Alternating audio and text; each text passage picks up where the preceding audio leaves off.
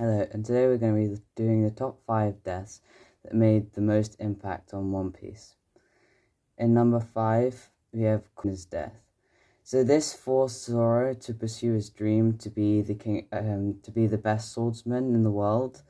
And although he probably would have pursued his dream anyway, it meant that he could never give up no matter what he did. So he could remember his friend, and he would never give up on her. Also, it meant that Zoro got the Wada Ichimonde, which was Kuena's sword, and we later found out that it was a fine grade sword, and Zoro always uses it when he's fighting now, and it's the only sword that he's had since the beginning of the story, as his 2 black swords which he had were shattered by Mihawk, and most of his other swords were shattered since then.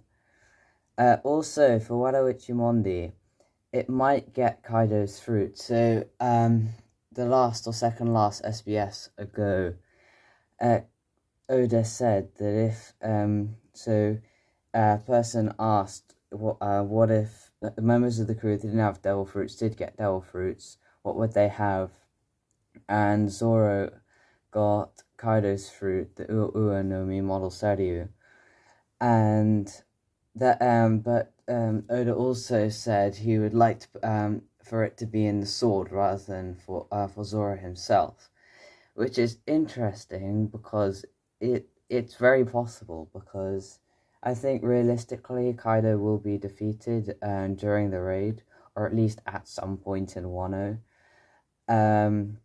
And then if he's killed, or they might find a way to extract his fruit when he's knocked out, then there's a possibility for it to be available to Zoro. And that would make Wada Ichimonde easily a supreme great sword, as it would then be able to turn into a dragon, and then Zoro could pretty much fly due to it. Number 4, Sanate do Flamingo. So, Corazon's death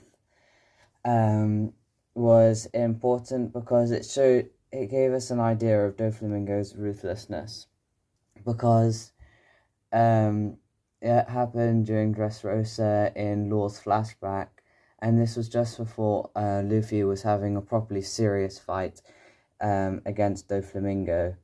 And it showed how ruthless Doflamingo was to everyone. So we had already seen during the flashback that Doflamingo killed his father, but for him to also kill his brother is another step, because I think killing your father is one thing because he wanted his power, and he hated how he'd been taken down from Marie Joie.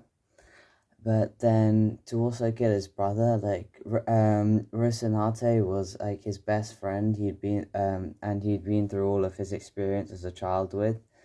So it was it showed how sort of cold he could be to people, and would just kill them just to increase his own power. On top of that, when Corazon died, he also gave Law the Op fruit. So he died in the action of getting it to Law, which therefore saved Law's life. And also when he died, he allowed Law to escape the birdcage. So yeah, it led to Law not only being alive now, but joining the Straw Hats in an alliance. Number 3, so Porcus D. Ace. His death at Paramount War. So first, this showed Sakazuki's power. So not only one-on-one being able to take out Ace, but like it was nothing, but also his manipulative abilities. So the way he got Ace to engage in a fight against him was by bad-mouthing Whitebeard and angering Ace. So and also Ace was, I think, Sakazuki said there are three types of people: the strong, the weak, and the brave. And the brave are always the ones who die first. And Ace is definitely one of the brave because he's strong, but really not strong enough to go up against Sakazuki's power. And he only was fighting to defend Pops, who had already died to defend him. It showed how he could tactically engage in a fight which he knew he could win, and therefore save the Marines' identity and honor, because if Whitebeard had died, it would be a victory for the Marines, but it would also show how the Whitebeard pirates have pretty much got away with it, in the sense that they were able to save Ace, which was their beginning objective, even if it meant that Whitebeard had died.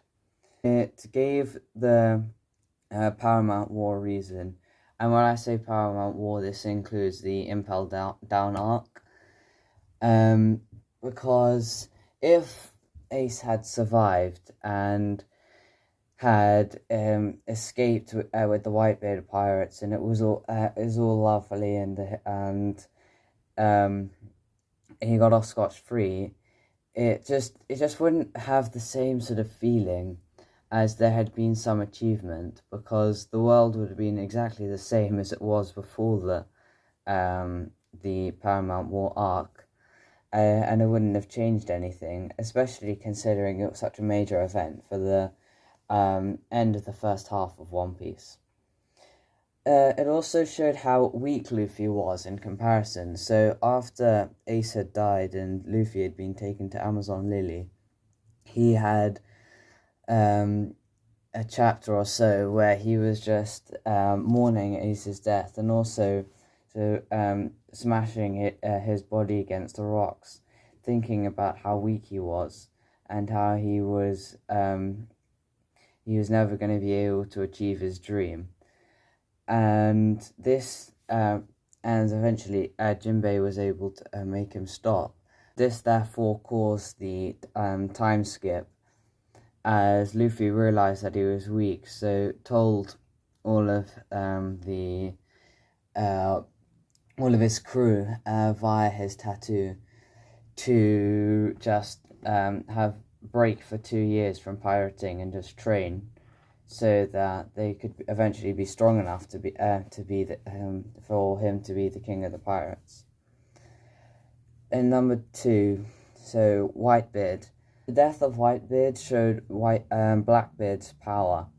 So before then, we understood that Blackbeard was strong because he took down Ace, but we never thought he was really sort of Yonko level, as in a rival of Whitebeard, the strongest man in the world. So, and then this really proved his power, that he and his crew were able to take Whitebeard's life.